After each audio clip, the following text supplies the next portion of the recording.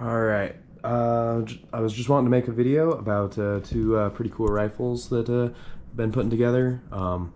The first one here in the front looks a lot like an M39, and that's what I really built it to. But it's actually in a different caliber. So this is 6.5 by 54 rimmed. It's a wildcat. Sort of. I have some factory ammo for it too because the Soviets, they had rechambers some Mosins from what I understand in this caliber, but then they made a completely different rifle in it too for biathlon, back when biathlon was actually the center fire. But yeah, now that's switched to just 22s. But yeah, both of these rifles are in it. The front one, yeah, like I said, an M39. I do have two scope mounts for it. So first one is this that uses the rear sight mount, and the other one is I have a reproduction PE scope. The PE scope, I believe, only goes up to 4 power, so that's why I have this Zeiss that goes up to 12 power on it. So I've actually used this rifle to take a mule deer a couple years ago, but I've even shot a PRS match with it. I'll include pictures of both of those in the final video.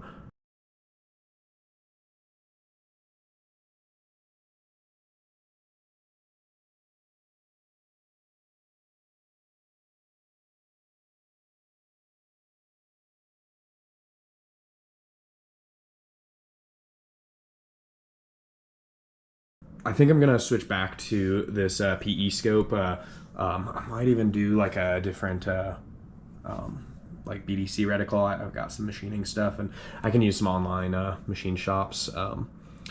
Additionally, when I was first building it, getting the rear sight set up was a real pain in the butt because these rear sight springs were like hen's teeth. There were none of them around. But then somebody actually, I was posting about this to Reddit a little bit, and I kind of stopped because there's a jerk who thought that every Mosin must be kept pristine.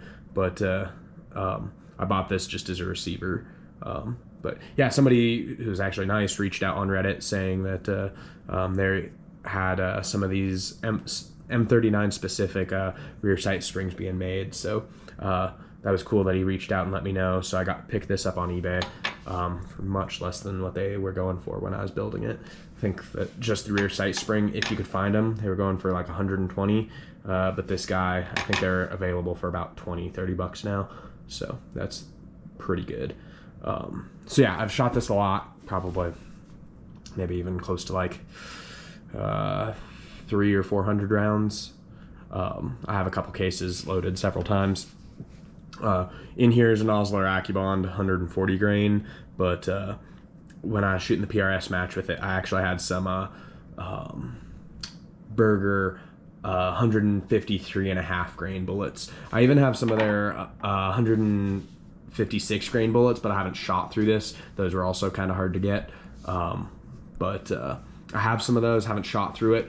I don't remember what the twist rate is on this. I can maybe include it later, but like the Mosin has a faster twist than the PSL up here. The PSL is like maybe 90 to 95% done. I mean, the barrel's not finished, so it's getting just a touch of surface rust, but I still need to fit the magazine a little bit. It doesn't actually latch in yet, and I think it just needs a little bit of material off of the magazine latch itself, like kind of right there. I think there's just a little bit of material that needs off, and I actually need to drill the gas port, but it's been a little scary to me. I put so much work into machining that barrel because there didn't exist a 6.5 barrel blank for a PSL. So I just took a 6.5 barrel blank. I had not the best machinist, but ended up with a tool post grinder for my lathe. So a lot of that's ground not right at the muzzle, but it'll do. I didn't put the front sight on. Don't need it. I have this like kind of dog leg style scope mount. I don't think I'm gonna stay with that. I'm just a little worried that it's not gonna be quite rigid enough. It looks really cool, but it does inhibit me from actually putting the side mount scope on, so I think I'll switch to the original dust cover. I used a RPK front trunnion because sourcing parts for this was a pain in the butt, but it's pretty cool that it's this complete. Yeah, the round's pretty interesting. Don't remember the numbers off the top of my head, but I would say that this 6.5 by 54 rimmed is in between 6.5 Creedmoor and 6.5 PRC, maybe leaning a little bit more towards PRC, but yeah, it's great. It did really great on the mule deer I shot, and yeah. I have 2 other rifles I'm gonna probably do in it, but kind of coming to a close on these projects, at least for some time. Hunting season's coming up, and got a hunt in Alaska I'm gonna be doing. Gonna be taking my Blazer BD14 to that. I think I'm gonna do a video on my BD14 just because it's a really cool rifle, and it's my favorite, I think. But this Mosin has been like really, really awesome. I even lapped the bolt, so I hope this will come through fine. But this, even though it's a Mosin, it's got one of the slickest bolts I've ever experienced. Maybe a Craig Jorgensen or a Swiss K11 could be better, but still really happy with this. And I have a Timney trigger in here, so it's nice and light. But PRS match I did with it was super fun. Like, I didn't expect to do super great, and I probably should have gotten one of those. Yeah, probably should have gotten one of those kind of silly 10-round magazines, but even just with the 5, I was getting hits out to 750 yards. There were about 75 people at the match I did. Maybe I'll include those results too. But yeah, there were about 75 people, and I think I did about 50th. My kind of favorite thing was that I beat this guy who was like, giving my reloads some grief. He was like, well, I don't know if that's perfectly concentric, but he was shooting factory 6.5 Creedmoor out of an AR-10, and I beat him. So I was pretty happy with that. There's somebody else in my squad who's really nice, shooting like some big, hefty accuracy international rifle, but he is having issues with his 0, and I beat him too. But it was just fun to do reasonably well and like get hits out to the farthest range with this. This mount it has a cross pin right here, and then like a post mount only like right here. So that really close distance causes any heating in this area to cause the whole mount to like really move. I think that's the biggest cause for the stringing. So this PE mount can be like theoretically a little bit better, but it only goes up to 4 power. So I might have done better to put a PU mount on here because there's like a Picatinny PU mount, so you can swap like a reproduction PU for a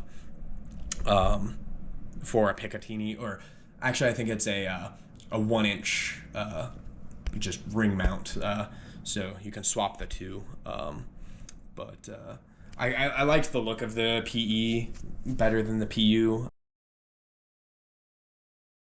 Do my trip to Montana, so that will probably have to wait. I am a little worried about the barrel pin. I only do gunsmithing projects for myself because I know I'm not.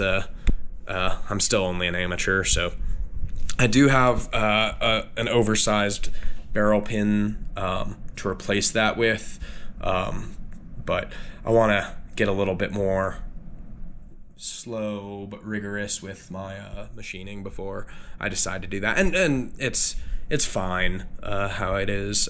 I would trust it. But yeah, head spacing, both of these, I do have go no go, but with like a rimmed cartridge. I just ended up using the tape method. It was a lot harder for the PSL, but like the rounds fit pretty nicely into the PSL, so pretty happy with that. The bolt is still a lot stickier than I'd like. I think it's the hammer keeps catching. So I do have another trigger. yeah, I think I might try this, but I also might, similar to how I lapped the bolt in the Mosin, I might just put some lapping compound in the action and just sit with my TV going and just cycle the action a bunch.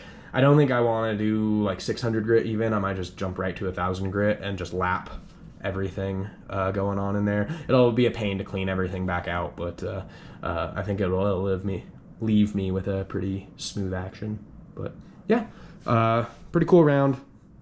Going faster than regular 7.62 by 54R, and got a little bit better BC of bullets. Yeah, so it's been pretty fun. I think I would like to shoot the PSL in like a gas gun category of a PRS match, just if I can get it running. But the twist rate is a little slower on the PSL, so I might not be able to shoot the 153 grains that have an even better BC. But Lapua Seknars, they're only 139 grain, but so, like, at least the numbers they're giving have a pretty high BC from what I remember, and I have some of those lying around. Also, the issue with the PSL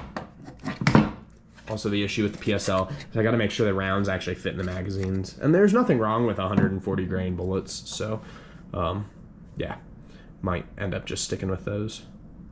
But yeah, let me know if you have any questions. These have been pretty great. Thanks.